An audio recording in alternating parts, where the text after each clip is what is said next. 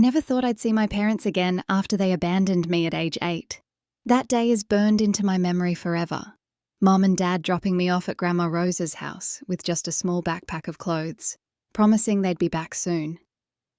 "We just need some time to sort things out," Emma, Mom had said, not quite meeting my eyes. "Be good for Grandma." They never came back. The first few months were the hardest. Every day, I'd sit by Grandma's front window after school, watching cars drive by, hoping the next one would be them. Every night, I cried myself to sleep, wondering what I'd done wrong, why I wasn't good enough for them to stay. But Grandma Rose was my saving grace. "You're perfect just as you are, my sweet girl," she'd tell me, wiping away my tears. "Some people aren't ready to be parents, and that's not your fault. But I'm here, and I'll always be here." Grandma Rose wasn't just any grandmother. She was brilliant, sophisticated, and as I later learned, incredibly wealthy. But you would never know it from how she lived. Our home was modest. She drove an old Toyota, and she still worked as a high school principal because she loved shaping young minds. The only hints of her wealth were her impeccable taste in art and the way she'd sometimes casually mention her investments while reading the financial papers. Under Grandma's care, I flourished. She encouraged my love of science, hired tutors when I struggled with math, and celebrated every achievement, no matter how small. When I won first place in the state science fair at 13, she threw a huge party and invited all my friends. "That's my girl," she beamed, hugging me tight. "You're going to change the world someday." Life settled into a comfortable rhythm. Grandma and I against the world. She never spoke badly about my parents, but she made sure I knew their absence wasn't my fault. "Sometimes people make choices they can't take back," she'd say wisely, "but those choices reflect on them, not on you." I stopped thinking about my parents, stopped hoping they'd return, stopped caring why they left. I had Grandma, and that was enough. She was more than enough. Then came my 18th birthday. Grandma threw me an elegant party at her favourite restaurant, invited all my friends, and gave me a beautiful necklace, a delicate gold chain with a small key pendant. "This is more than just jewellery, Emma," she said mysteriously. "Keep it safe. You'll understand when the time comes." I didn't know then that it would be our last celebration together. 3 months later, Grandma Rose collapsed at school. By the time I reached the hospital, she was gone. "Heart attack," the doctor said, quick and painless. But the pain I felt was anything but quick. It tore through me like a hurricane, leaving nothing but emptiness in its wake. The funeral was beautiful, just as Grandma would have wanted. Her former students filled the church, sharing stories of how she changed their lives. I sat alone in the front row, clutching the key necklace she'd given me, trying to be strong like she taught me to be. That's when I saw them. My parents walked into the church like they belonged there, like they hadn't abandoned their daughter a decade ago. Mum's hair was greyer, Dad had gained weight, but I'd have known them anywhere. My heart stopped, then started racing. They made their way toward me, faces full of what looked like concern. "Emma, sweetheart," Mum said, reaching for my hand. I pulled away instinctively. "We came as soon as we heard." "We're so sorry about your grandmother," Dad nodded solemnly. "We know it's been a long time, but we're here now. You'll come home with us, of course. You're still a minor for a few more months, and we're your legal guardians."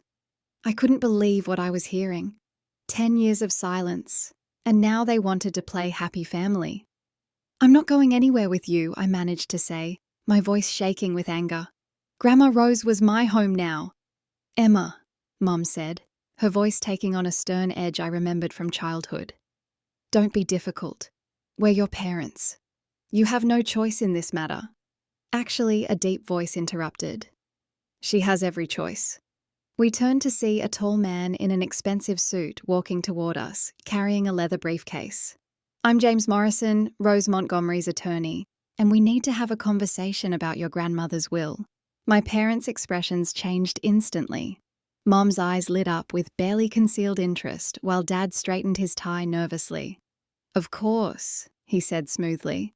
We're her only living relatives, after all. Mr. Morrison's face remained impassive. Let's step into the private room. There are some matters that need to be addressed immediately. As we followed him, I noticed my hand had moved to clutch the key necklace Grandma had given me. Somehow, I knew everything was about to change again. I just didn't realize how much. The private room at the church felt too small for the tension building inside it. Mr. Morrison sat across from us at a polished wooden table, methodically arranging papers from his briefcase. My parents flanked me like anxious vultures, trying to appear concerned while their eyes kept darting to the documents. Before we begin, Mr. Morrison said, adjusting his glasses, Miss Emma, would you please show me your necklace? My parents looked confused, but I reached for the key pendant Grandma had given me. Mr. Morrison nodded, a slight smile crossing his face. Perfect. Now let me read the terms of Rose Montgomery's will. He cleared his throat and began reading. I, Rose Montgomery, being of sound mind, declare this to be my last will and testament. The legal language washed over me until one sentence made my heart stop. To my beloved granddaughter, Emma Grace Montgomery, I leave my entire estate, including all properties, investments, bank accounts, and business holdings, currently valued at approximately $47 million. The room erupted in chaos. 47 million, Mom shrieked, her face turning red. That's impossible! Rose was a school principal! Dad slammed his hand on the table. This is ridiculous! We're her only children! You can't tell me she left everything to a teenager. Mr. Morrison remained calm. There's more. The will specifies that Emma is to be legally emancipated immediately, with a trust established in her name. The key she wears opens a safety deposit box containing additional documents and instructions. My head was spinning. $47 million. I ran. Rose, my modest Toyota-driving grandmother, had been worth $47 million. This will is dated just last month, Mom said, her voice dangerous. We'll contest it. Emma's still a minor, we're her legal guardians, and we have rights. Actually, Mr. Morrison interrupted. You surrendered those rights 10 years ago. He pulled out another document. This is a copy of the abandonment charges Rose filed against you both after you left Emma. You never responded to the court summons, so she was granted full legal custody. You haven't been Emma's guardians for a very long time. I watched my parents' faces transform. The fake concern melted away, replaced by naked greed and fury.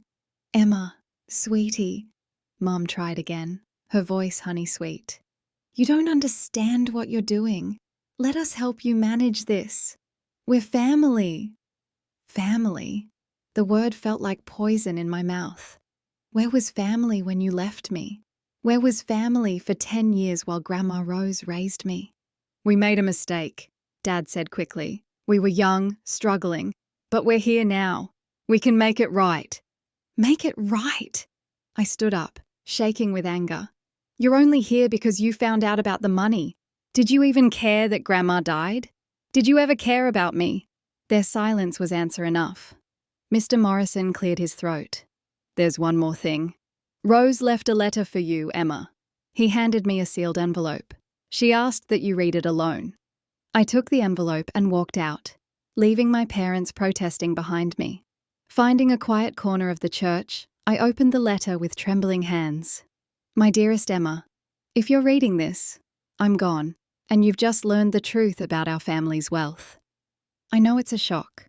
I kept it secret for many reasons, but mostly to protect you and let you grow up, understanding the value of hard work and kindness. I watched your parents choose money over love many times. They abandoned you because I refused to keep funding their extravagant lifestyle. They chose wealth over their own daughter, and in doing so, gave me the greatest gift, you. The key I gave you opens more than just a safety deposit box. It opens the door to your future. I've made arrangements for everything. The house is yours, your college fund is secure, and the family business awaits when you're ready. But most importantly, remember this. You are loved. Not for your inheritance, but for who you are. The same quiet strength that helped you survive being abandoned has prepared you to handle this responsibility. Don't let your parents manipulate you. They'll try, but you're stronger than they know. You're a Montgomery woman, and we don't break easily. All my love, Grandma Rose. Tears rolled down my cheeks as I finished reading. In death, as in life, Grandma Rose was protecting me, guiding me, loving me. I touched the key around my neck, understanding finally flowing through me. When I returned to the private room, my parents were still arguing with Mr. Morrison about contesting the will. They fell silent when I walked in. "Emma," Mum started, but I held up my hand. "I want you to leave," I said, my voice steady. "Both of you. You're not welcome here." "Now listen here," Dad began angrily, but Mr. Morrison interrupted. "Should I call security?" he asked calmly. "As the sole heir and property owner, Emma has the right to have you removed." They stared at me, these strangers who shared my blood, and I saw the moment they realized they'd lost not just the money, but any chance of manipulating me. "This isn't over," Mum hissed as they gathered their things. "You'll regret this." I watched them leave, feeling oddly peaceful. "What happens now?" I asked Mr. Morrison. He smiled. "Now we visit that safety deposit box. Your grandmother left quite detailed instructions about the next steps. Shall we?" As we left the church, I caught a glimpse of my parents in the parking lot, arguing furiously. They'd lost everything today. Not that they ever really had it. They had chosen money over love once before, and that choice had finally caught up with them. I touched the key around my neck and smiled. Grandma Rose had given me more than just an inheritance. She'd given me the power to stand on my own, to face whatever came next. And something told me this was just the beginning. The safety deposit box at First National Bank contained exactly what Grandma Rose had promised, and so much more. As Mr. Morrison helped me go through the contents, I discovered just how thoroughly my grandmother had planned everything. Inside were property deeds, stock certificates, and detailed instructions about the family business, Montgomery Investments, a company I'd never even known existed. But what caught my eye was a USB drive labelled "Watch Me First." Mr. Morrison pulled out his laptop, and Grandma Rose's face appeared on screen. She looked healthy, vibrant. This must have been recorded just before she died. "Emma, my darling girl," she began, her familiar smile warming my heart. "If you're watching this, then everything has happened as I expected. Your parents showed up at my funeral, didn't they? Trying to claim what was never theirs to begin with?" I gasped.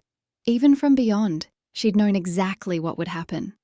"You see, Emma, there's something you need to know about your parents. They didn't just abandon you, they tried to steal everything from me first. Your father, my own son, and your mother attempted to transfer all my assets to their names while I was on a business trip. They thought I was just a naive school principal. They never knew I was the one who built Montgomery Investments from the ground up." She paused, her expression hardening. "When I discovered their scheme, I gave them a choice.